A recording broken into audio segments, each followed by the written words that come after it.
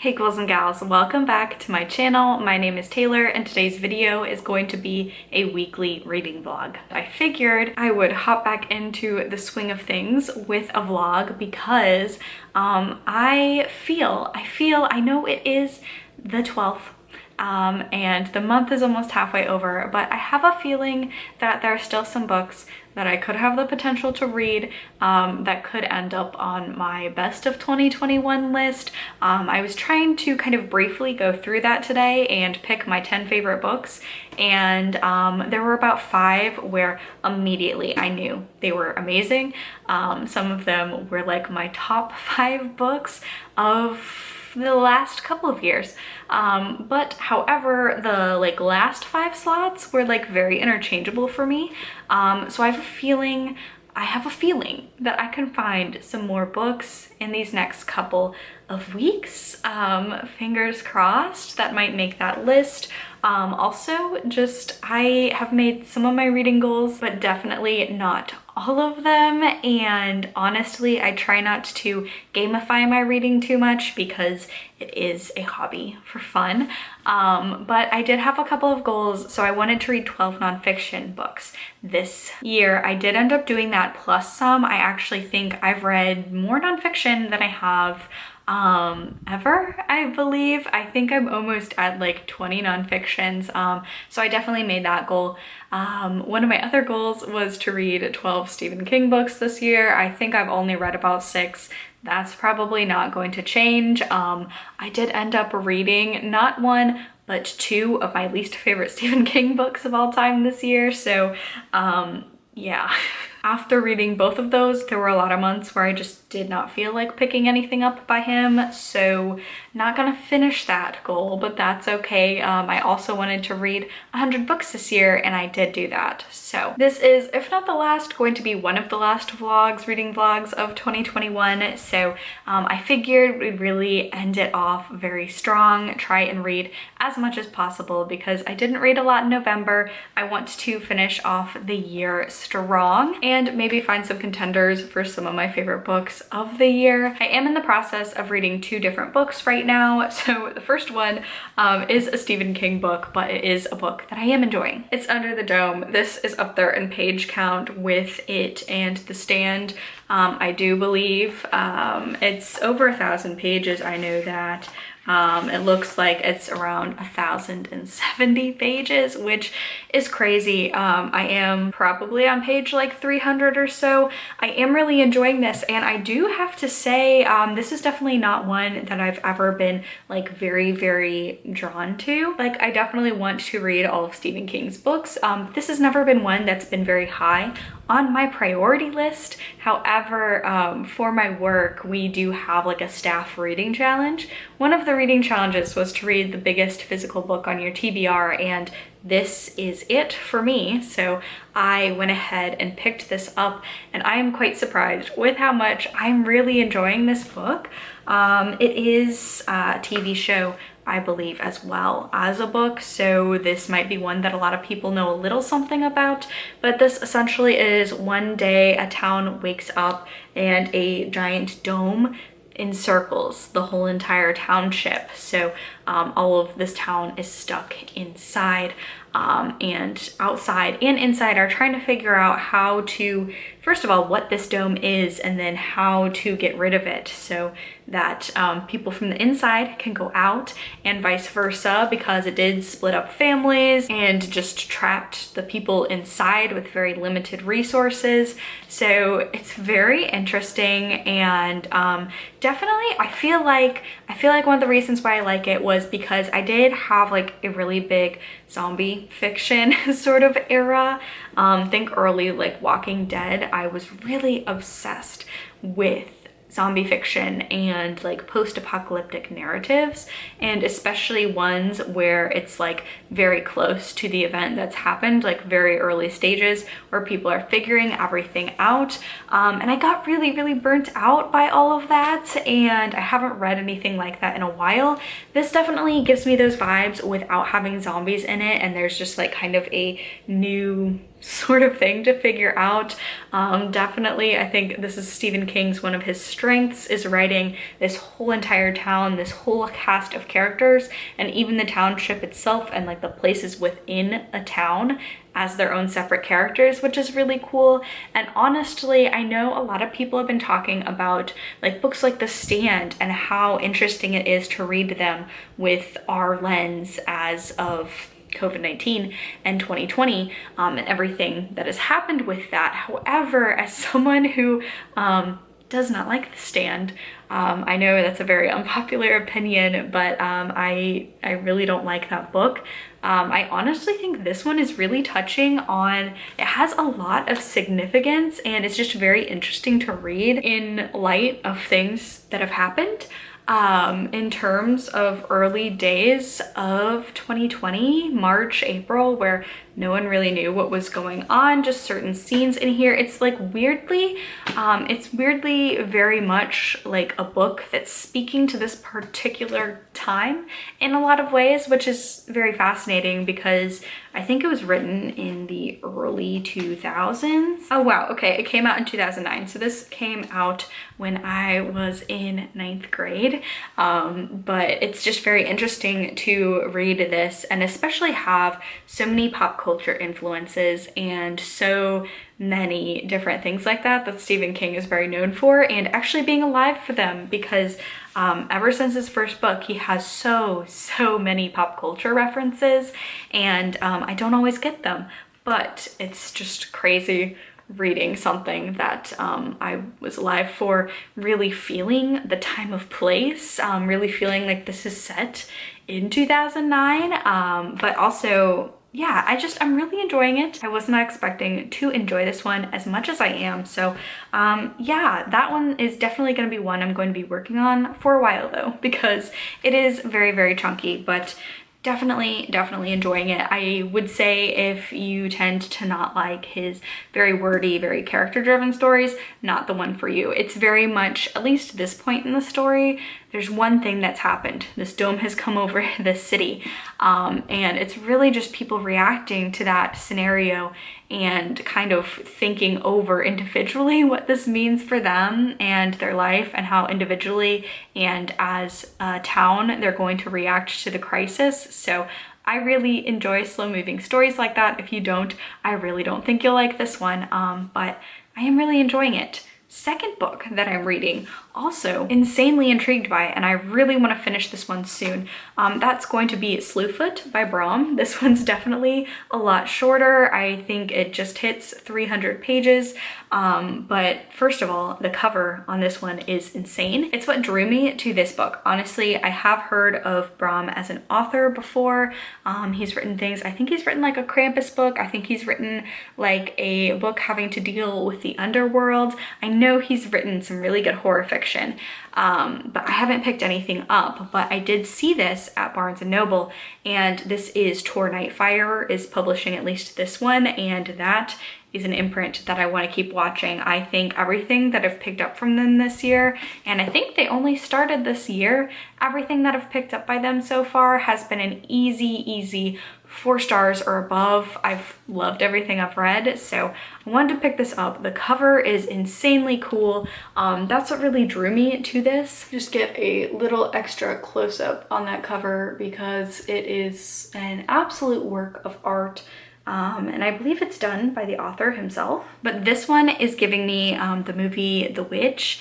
It's giving me those vibes, and it is set in 1666. It's a small Puritan town. We're following a woman who doesn't quite fit in to the puritanical era and the expectations that society demands of her. So we're following Abatha, that's her name. She's struggling. She moved from England to the colonies and is trying to make her new life work. She's very much an outcast in her small town for a lot of reasons, and we're figuring out there's also something very sinister in the woods. So I'm really enjoying it. This was not a genre that I thought I enjoyed until recently, and I think like new spins on tropes that have come out with media recently, like The Witch, I love that movie, and then also Fear Street 1666 also had like the same time era, same sorts of things being discussed. This one definitely is falling more in line with The Witch, very much so at times, but I am having a really good time reading it. It's very creepy. It has a great blend of the horror being from creatures and otherworldly sort of things, and then also the time period it just being horrible to live in if you weren't a rich white man. So really enjoying it for both of those. And in the middle we also have more illustrations. This is the only one I'll show. This is our main character, Abatha. The other ones may or may not be spoilers, but the works of art, it's just so cool to have those in the middle of this book. And it's just a really interesting reading experience. And I was right. Brom is the writer and he also does the paintings. So this was absolutely a cover buy that is really working for me. So this one I'm hoping to finish, if not tonight, sometime tomorrow. It's just so entertaining, very much like classic horror vibes. If you're really into like witchy sort of colonist, old-timey sort of devil horror, I definitely think you should pick this one up. I'm a third of the way through, but I am loving it. Now, other books that I would like to get to this week, definitely on my priority list of books that I absolutely wanted to finish this year. We have a couple sequels, so I definitely want to finish The Second Rebel by Lyndon A. Lewis. I just recently reread the first book so that I'd have all the details fresh in my mind. This is a sci-fi space opera trilogy. I really love it. It's definitely got some Star Wars vibes to it. This also says that it's perfect for fans of Red Rising, The Handmaid's Tale, and The Expanse. I'm gonna say no to The Handmaid's Tale. There was a plot in the first book that's kind of similar, but it doesn't read like it at all, and it's definitely a very different sci-fi than The Handmaid's Tale. I don't know about Red Rising. I'm gonna assume yes, just based on what I know of the synopsis, but I absolutely love, at least I loved the first book. Looking forward to checking this one out soon. The audiobook also was absolutely phenomenal for that one. That's how I re-listened to the first book. And then I also want to pick up yet another sequel. That's going to be The Bone Shard Emperor by Andrea Stewart. I actually read The Bone Shard Daughter this year, I think in about February, and it was one of my favorite books of the year. So I'm hoping that the sequel lives up to it, and I'm very excited to pick this one up as well. This one is a high fantasy. I anticipate I'll talk about either or more in detail if I get to them this week, but I am very excited to pick this one up because like I said, the first one was already one of my favorite books of the year, so I have a feeling the sequel would also be a really good read. And then I'm actually gonna take you to a couple other spots in my room where I have books. My book room is just overflowing at the moment. I probably need to try and clear it out, but to go over a couple other books that I want to read. So over here, just like against the wall, I have all of my library books. These are definitely ones that I want to get to sooner rather than later, just because they're library books. I want other people to enjoy them too.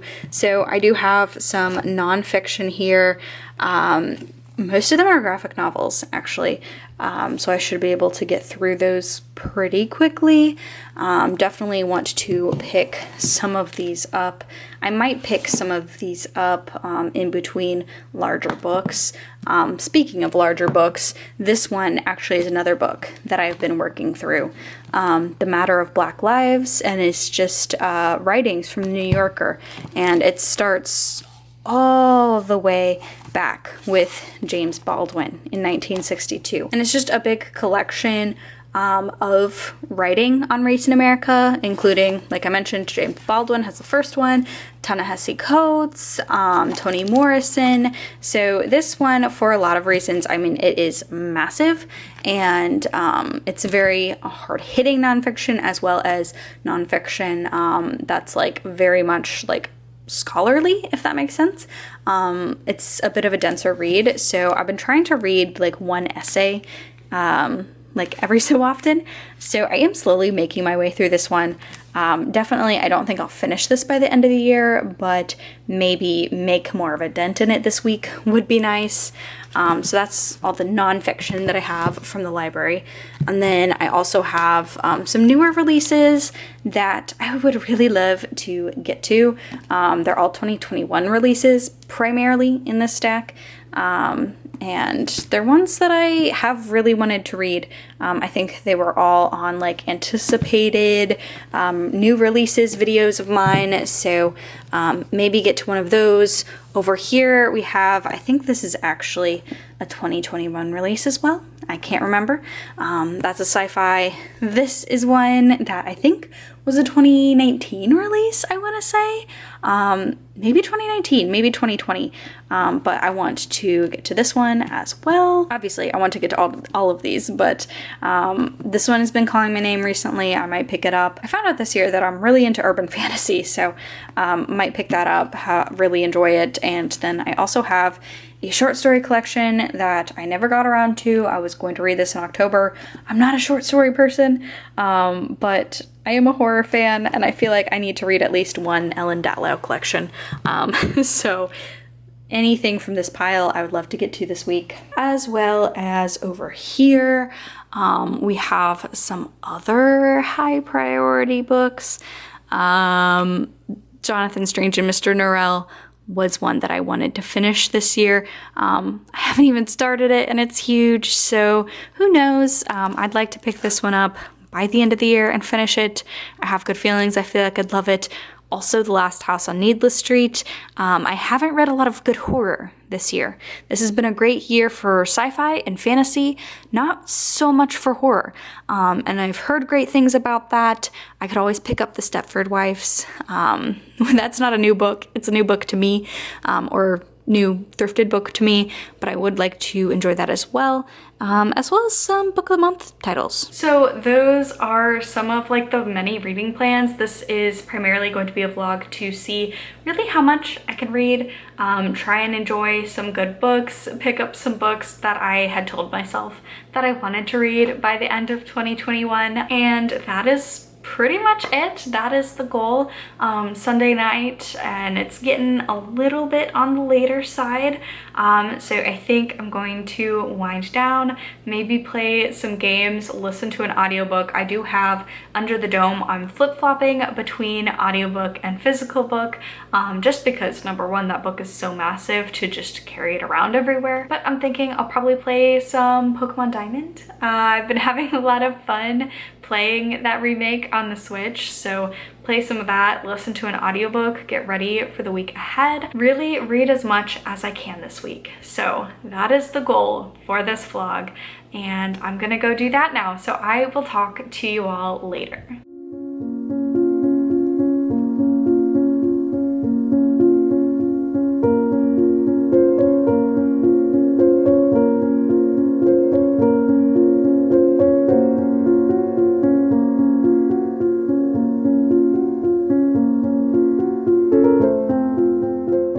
So it is now Tuesday, and I've had a very productive reading week so far. Still working on both books that I talked about on Sunday, but I've made quite a bit of progress through both of them. So let's talk about the one that I'm probably going to finish tonight after this clip, and that is going to be Slewfoot by Brom. I am really loving this one. If you liked the movie The Witch, the one with like the two V's, the one with Anya Taylor-Joy, that one, this definitely gives me those horror good for you sort of vibes, especially the period piece of it all. I'm really enjoying it. It's definitely very much like not just a witchy story, historical horror, but also very much like a folky sort of horror as well, F-O-L-K.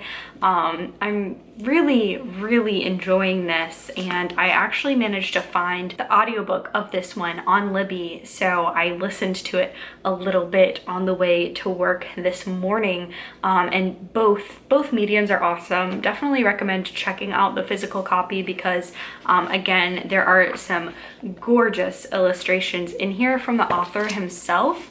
But if you can't pick up that, or if you're just like primarily an audiobook reader, the audiobook is really good as well. But I am on page 224 out of like 305. So I'm definitely at like the big climax, I believe, of this, and I don't want to give a lot of it away. It starts very stereotypically almost, with like this Puritan village and this woman who's very much like an outsider, kind of towing the line of what is acceptable for a woman in the 1660s. And there's like the classic tropes of witchcraft and devils and all of that in that time period. And this is actually pretty terrifying, also pretty infuriating to read at times because of the gaslighting. I think the same to be said, I mean, Southern Book Club's Guide to Slaying Vampires by Grady Hendrix, also Rosemary's Baby by R11, both of those also did such a great job of some of the true horror not being the vampires or the Satanists or Satan himself, but society and the way men in those books really gaslit the hell out of the female protagonists in those books. And same thing there, without giving too many spoilers away, because I really enjoyed this and I don't want to spoil it for anyone, but there is definitely like one of those, not stereotypical, because I think even if this book does rely on some like witchy, like historical witchy tropes, I think it does it in a really good way. But we have a witch trial, and if you know anything about witch trials that usually happen in fiction or even happened in real life, it's very infuriating to read because it's a fair trial, right? But it's not a fair trial. So just like things like that just really get my blood boiling and are really effective horror, because obviously, like, who knows if these things exist on the back of that, but those things definitely happened in the past. So that is actually very frustrating to read about. But I am so intrigued in this story and where it's gonna go and how it's going to end. I really want a happy ending. I really love Apatha as a main character. She is like a very headstrong character, but still well within the confines of the time. Like, she feels like a very realistic character to come out of the 1660s while still having these desires and these emotions and wants from her life that don't really correspond with the Puritan church and ideals at the time. So yeah, I'm really loving this one, and I think I should be able to finish it tonight because, again, I'm pretty sure that I'm like right at like the climax of a lot of this action. I'll also say a lot of characters in here, even the side characters, are a lot more complex than we might see from a stereotypical horror witch story in this time period, because you kind of expect everyone to gang up against the suspected witch, but this definitely dives more into varying degrees of people who really buy into the church, who don't really buy into it. Like, there are different degrees of people and different degrees of sympathy towards people that kind of live outside the norm, which is nice to see, and also kind of exploring some character motivations for why people would go along with a crowd and go along with a witch hunt, as it literally is in this. So I am really enjoying that. And moving on to the next one, which I'm surprised I've gotten this much of the way through this book, because Under the Dome, again, over 1,000 pages, but I am really making my way through this one. I'm on page 654, so I definitely anticipate that I'll be able to finish this one this week.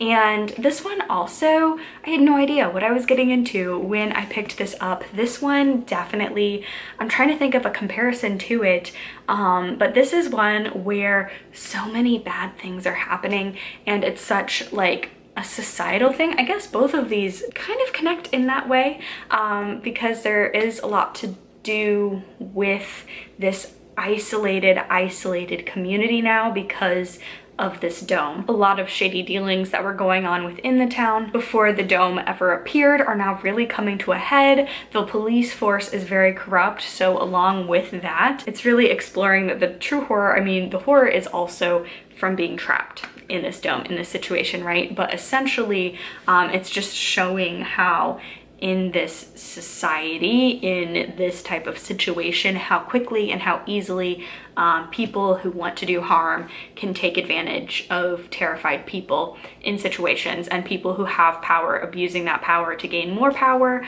And it's very infuriating to read. I will have full trigger warning lists for every single book I talk about in this vlog in the description bar down below.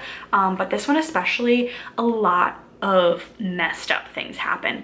And there are some truly vile characters in this. And I'm really hoping that they get their comeuppance in the end. The part where I'm at right now is like the darkest part of the story, if that makes sense. It's the part of a narrative where it's like the darkest moments for our main characters. There's no hope. It seems like the bad guys have won, and just not a lot is going good, and a lot of terrible things are happening again.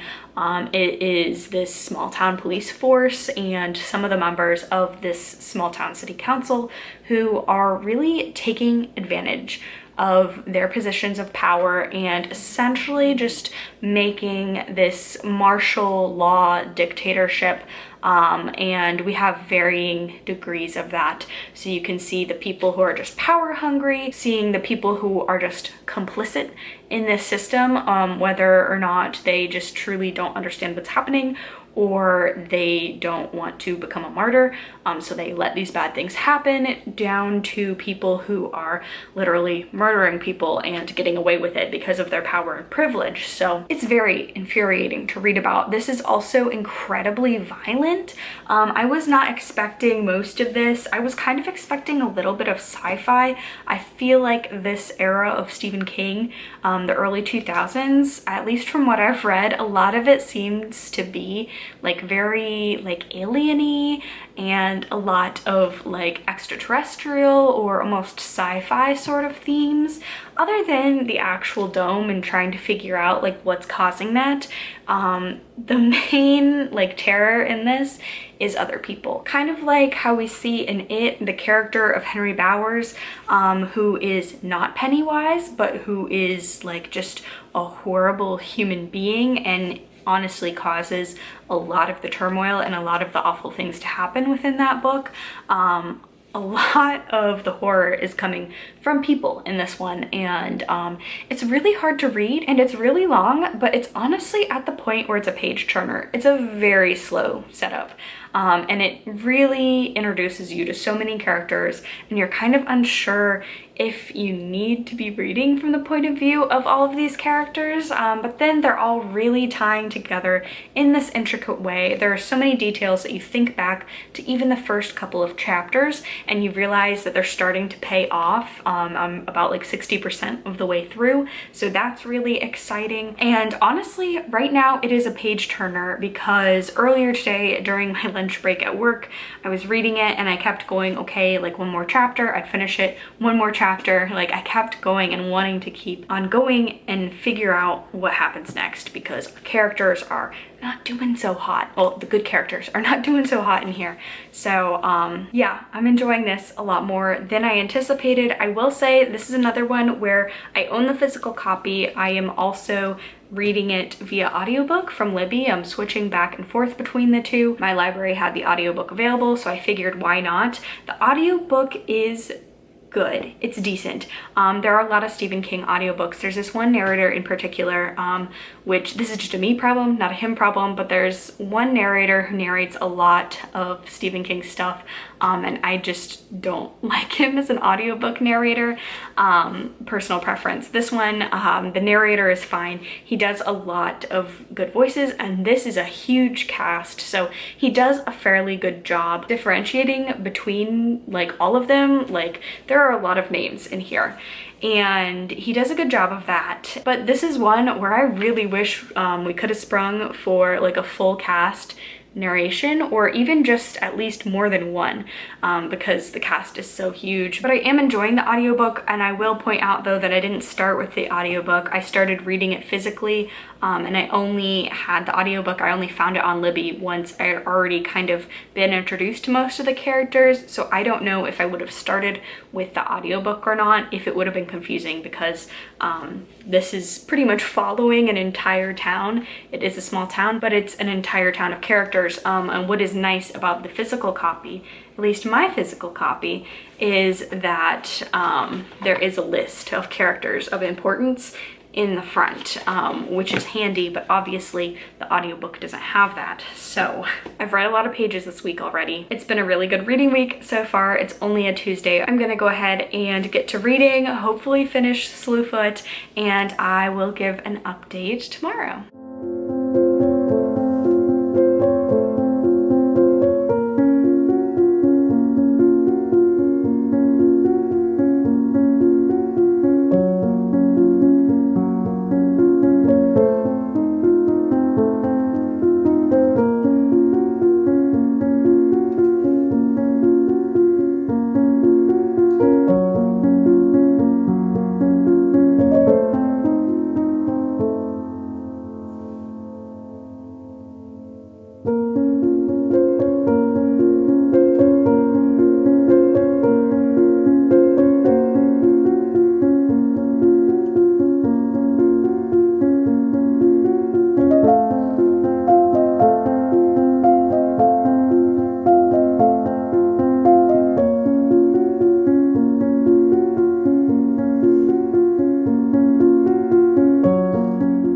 This is going to be like a very, very rapid fire short update, but I did finish Slewfoot last night and I absolutely loved it.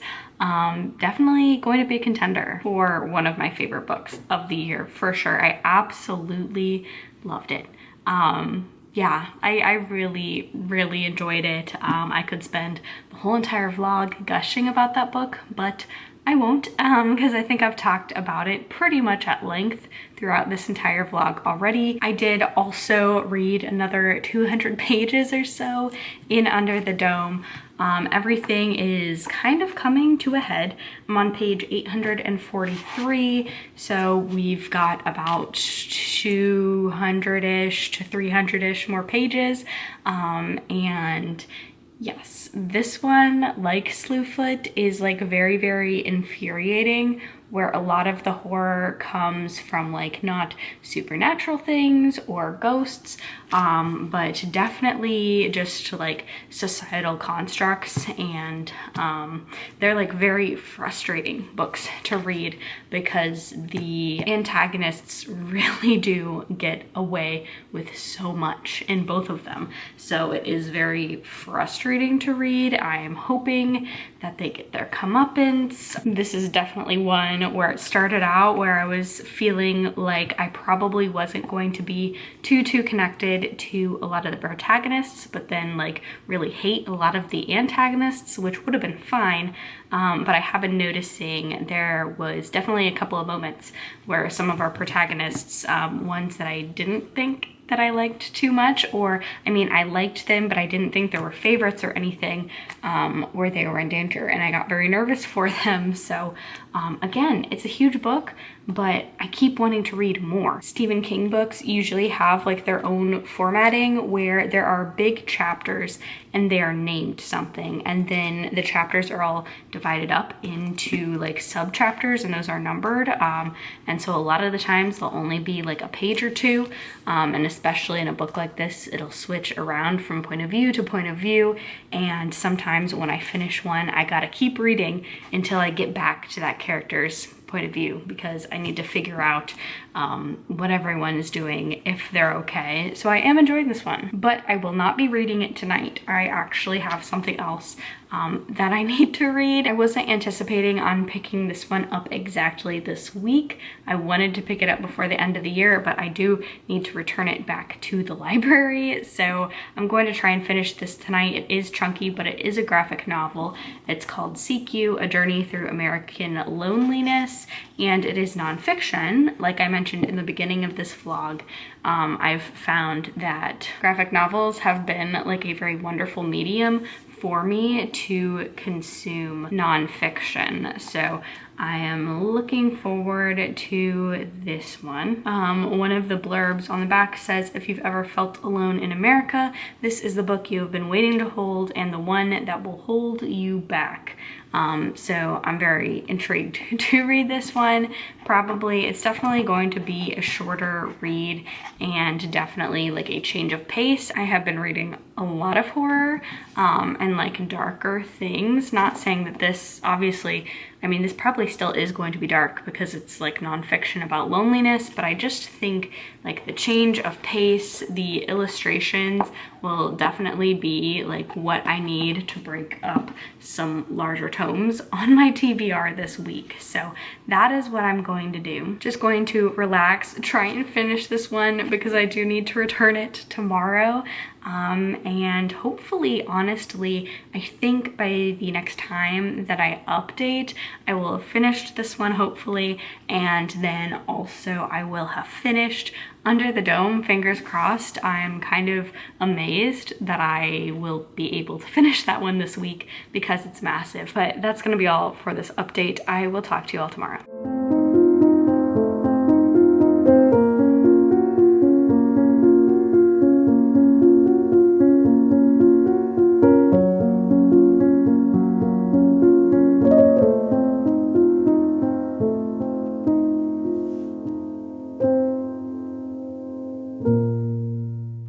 So it is now Saturday. I spent a lot of today doing some Christmas present shopping because I have managed to put it off until the last possible minute this year. I feel like it's either one or the other. I either get it done insanely early in like October, or I'm like until the week of trying to get everything together. So this year, definitely one of those years. I still have, I think, one more present to track down for family, and then that'll be it. But that's what I've spent pretty much most of today doing, but I do have some reading updates. First of all, I did finish CQ. That was the graphic novel that I mentioned very briefly. I think in the last update, it was one that I needed to return to the library, and I did not really enjoy that one so much. I would definitely say I picked it up curious about the subject matter and how it would talk about the subject matter, and I was genuinely interested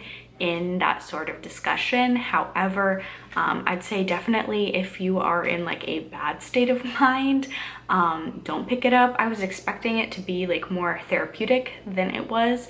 I feel like if you are feeling lonely or if you have any sort of mental health issue or like you don't have the best mental health at the moment, I probably wouldn't pick it up because it is a downer and just like not what I was expecting when I picked it up. And I mean, I know what it was getting into it. However, I expected it maybe to explore more about how the different ways that people connect now, and like ways that things have influenced the way people connect in like a modern era. It was a very weird blend because it was a graphic novel of the author's personal anecdotes about loneliness and just some like random facts and stories pulled from other places. And then a large part of it had to deal with the experimentation of monkeys with like, I think it's Dr. Harlow, his experimentation on monkeys and basically like depriving these baby monkeys of any kind of like interaction or stimulation. And it's like a very infamously cruel study all the way around, in terms of how people, where it's basically just this dude torturing animals, and then saying, hey, animals and therefore humans also need like physical contact to survive. The majority of it was talking about that, which I was not expecting. It's like a really hard thing to read about. I didn't want to pick up a graphic novel about that. And this had gotten some traction in like 2020, I believe. and I thought it might be about how people were finding connection in definitely non-conventional ways, ways which, you know, with like the social media era, obviously there are downsides, but how people use like Zooms and FaceTime and different things like that to connect.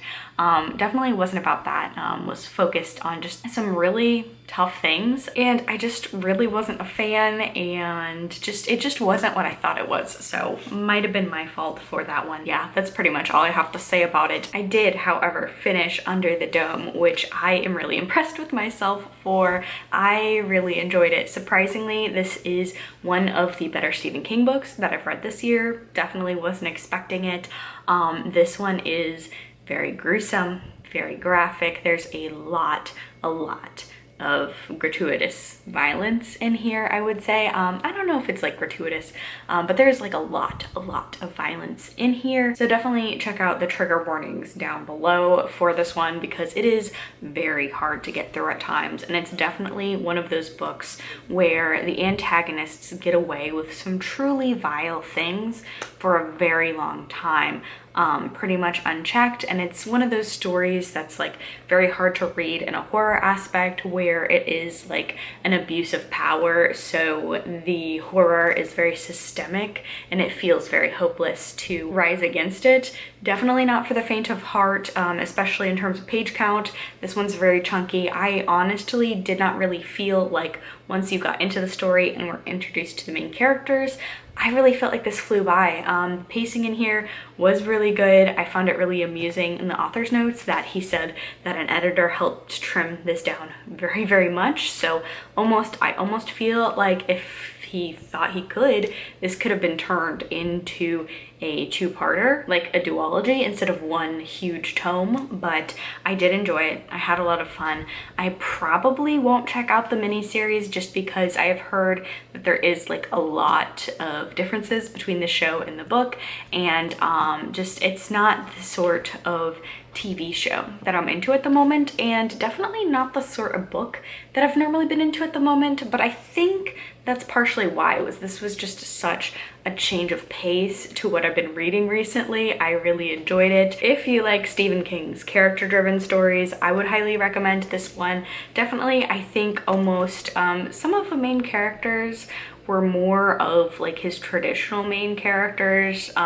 They were enjoyable to read from, but definitely nothing special. But I thought that there were a few side characters that were actually really incredible.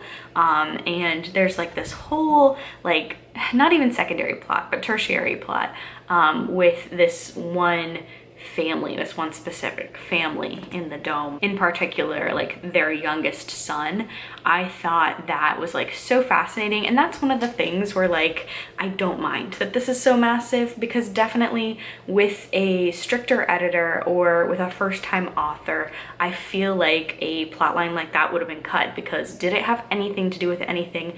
No. Did it influence the plot at all? No. But that was like one of my favorite storylines in here, even though it didn't have anything to do with the main plot. So like that's just something I really enjoy about Stephen King's chunkier works, is that you will find those little character studies in his books that don't necessarily have anything to do with the plot, but are very like meaningful and impactful. I really liked that. There was also Reverend Libby, was a character that I found very fascinating, and she wasn't even like one of the main characters or one of the main side characters, but I just found her story very compelling as well. So yeah, I really enjoyed that. It is always very much a relief to read just like such a significant time investment and page investment to come out of it liking it. So I'm glad I finally got around to reading that. Now in terms of what I'm reading next, I did try and pick up The Historian on Libby, and I don't know if it's just because maybe I'm not in the mood for that story, or if I'm not clicking with the audiobook.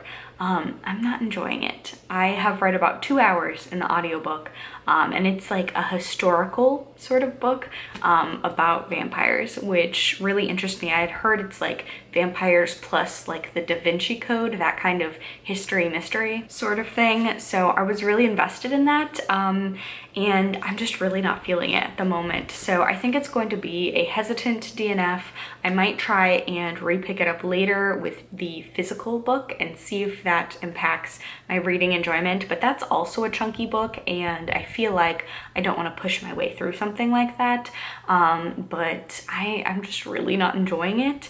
So I think I'm gonna go with something else. And I was trying to figure out what I wanted to read next, and I wanted to go in a completely different direction because a very slow historical horror was just not what I was in the mood for, even though I read Slewfoot and loved it.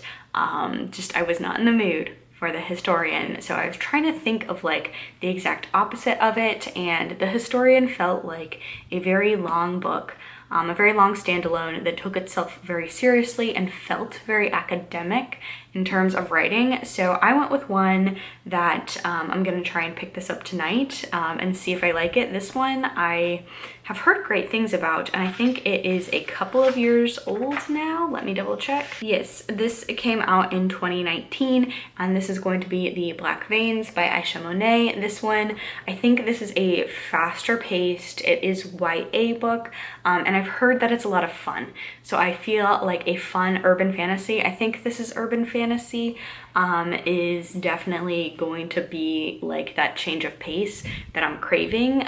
So we'll see if like a very kind of almost stuffy historical fiction, not historical fiction, like historical horror with vampires. If I'm not feeling that, I might feel like a just fun, faster paced urban fantasy, and I've been having a lot of fun with urban fantasy this year. Several of my favorite books of the year have been urban fantasy, and I think I had heard this one pitched as a more diverse, was it Shadowhunters? I can't remember, because again, this came out in 2019, so it has been a few years since this has been talked about on length, but this seems like an urban fantasy. In a world where magic thrives in secret city corners, a group of magicians embark on a road trip, and it's the no love interest found family adventure you've been searching for. So I think I'm gonna pick this up tonight, see how I get along with it. I have been wanting to read it forever, and this has just definitely been calling out to me recently. So I think it'll be really fun, and I'm excited to check it out, and I will check back in with an update tomorrow.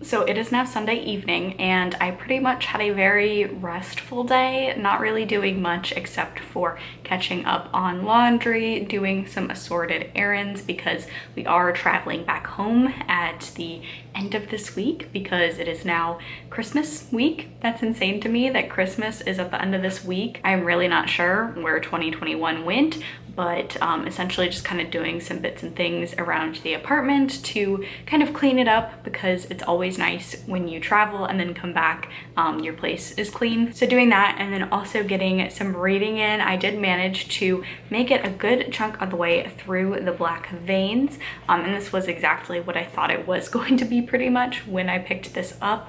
I'm on page 124. I believe there are around 400 pages in this book, but it is an urban fantasy. It's YA. It's following this 16-year-old named Blythe, and this is like one of my favorite parts of urban fantasy, or at least like things that I enjoy within urban fantasy. Her and her family are magicians. They know they're magicians. They are part of this magical world that lives very concurrently to the normal, common, everyday world. She has this destiny that she knows that she's going to inherit. So our main character Blythe is kind of a chosen one. She's one of 7 chosen ones, but she kind of already knows about this. This isn't some big surprise that she stumbles into. She knows that she has a big role to play within her magical society once she becomes a little bit older. However, weird things start to happen, and her family, actually, her mom, her dad, and her little siblings all get kidnapped by this mysterious rebel group that is fighting against the government of magicians. So she is kind of torn into 2. So we're following our main character Blythe. This like happens at the very start of it, so I don't think it's a spoiler. Her family gets kidnapped. She sets off to go rescue them, but even though she is 16 years old, she actually hasn't come into any of her powers yet. She's very much a late bloomer, and she also finds herself having to join up with these 6 other guardians to be safe from these rebel outlaws. However, she doesn't want to go to this safe space with these other guardians. She wants to go hunt down her family, but she realizes she can't do it on her own. So definitely this one is a group of magicians on a road trip. Road trip narratives are not necessarily ones that are my absolute favorite, but I am having a lot of fun with this one. And it is fairly speedy to get through, and I am really enjoying this one so far. I will say there are like just little tiny things here and there because it is self-pubbed, just having to do with format and just some small like editing, grammatical sort of things, which I don't think take away from the story too much. Just know that going in, it is self-pub, so it's just set up a little bit differently than maybe a book that you would buy at a traditional publisher, but I am enjoying this. It is a whole lot of fun. Definitely the fun urban fantasy full of magic that I was looking to pick up, so definitely stay tuned for my vlog next week because I do plan on finishing it soon, but I just am going to wrap up my vlog here for this week. So I had quite the successful reading week this week. Felt pretty good getting back into it, reading some more after a pretty lackluster November. Picked up, I think, pretty much all winners, except for The Historian. I think I'm gonna DNF it for now, but definitely let me know down below if you've read it, if you enjoyed it, or your thoughts on it. But with that being said, if you liked this video, be sure to give it a thumbs up, leave a comment down below, subscribe to my channel for more content from me. Stay safe, stay spooky, and I'll see y'all in the next one. Bye!